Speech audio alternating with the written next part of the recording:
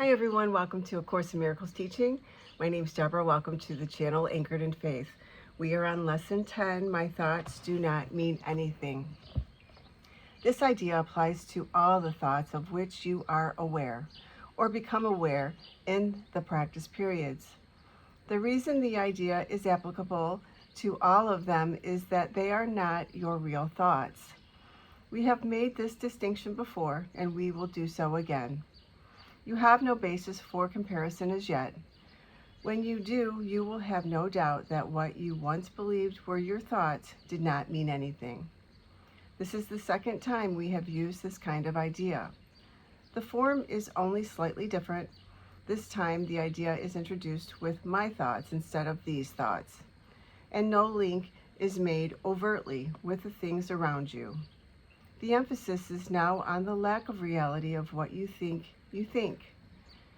This aspect of the correction process begins with the idea that the thoughts of which you are aware are meaningless, outside rather than within, and then stressed their past rather than their present status. Now we are emphasizing that the presence of these thoughts means that you are not thinking. This is merely another way of repeating our earlier statement that your mind is really a blank. To recognize this is to recognize nothingness when you think you see it. As such, it is the prerequisite for vision. Close your eyes for these exercises and introduce them by repeating the idea for today quite slowly to yourself. Then add, this idea will help to release me from all that I now believe. The exercises consist, as before, in searching your mind for all the thoughts that are available to you, without selection or judgment. Try to avoid classification of any kind. In fact, if you find it helpful to do so, you might imagine that you are watching an oddly assorted procession going by, which has little, if any, personal meaning to you. As each one crosses your mind, say, my thought about blank does not mean anything. My thought about blank does not mean anything. Today's thought can obviously serve for any thought that distresses you at any time. In addition, 5 practice periods are recommended, each involving no more than a minute or so of mind searching. It is not recommended that this time period be extended, and it should be reduced to half a minute or less if you experience discomfort. Remember, however, to repeat the idea slowly before applying it specifically, and also to add, this idea will help to release me from all that I now believe. That is our lesson for today, lesson 10. My thoughts do not mean anything. I'm now going to read the commentary from Jesus channeled through Louise Spalding. My thoughts do not mean anything. I am that one that you know is Jesus, and we are here together to enlighten you. That is the path of all human beings on this planet, the path to awaken to their true nature, which is love. This is clearly not where you are at this time. The results and the physical manifestations on your planet of war, sickness, and death testify to the fact that you do not know love. Even though made of love from love, for love, you have walked so far down the road away from love that you have forgotten your true nature. The training program you have decided to join with me reveals how far you have walked along the road in the wrong direction. You can look at the physical manifestations in your life, body, relationships, and society and know you lack love. If something is lacking, what do you add to that situation? The thing it lacks. You must add love to this life that you live in your perceptual journey.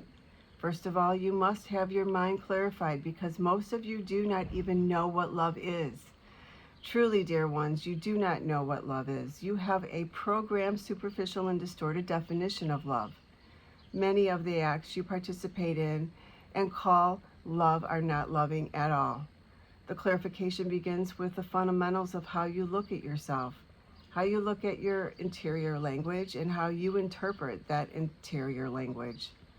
If you respond to every thought as true, you live in a chaotic and violent world. Most of the thoughts in your mind come from unloving and thus untrue beliefs of ideas. They have been inserted into your consciousness without your knowledge, even though you have supported them for many years through word, thought, and deed.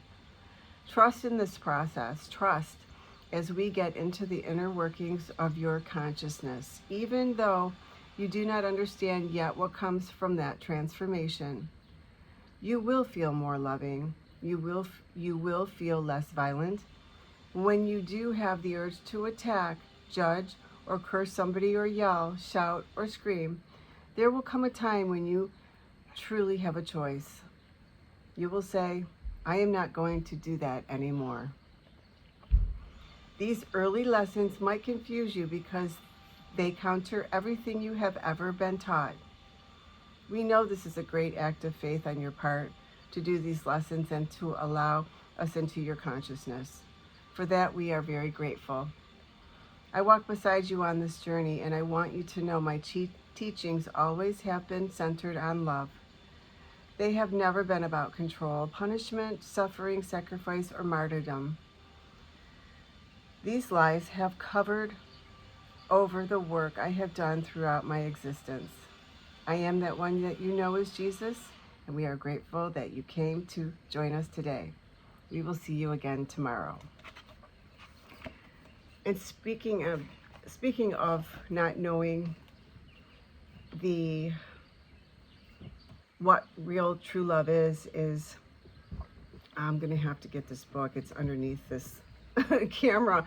Well, I'm not going to get it out, but it's called Making Love to God, and it's channeled through another book that Louise Spalding did. So if you are interested in learning what true love really is, you can check that book out. I'll put it in the description box for you. So thank you for joining me today for Lesson 10, and I'm sending you lots of love, and I hope you have a beautiful day.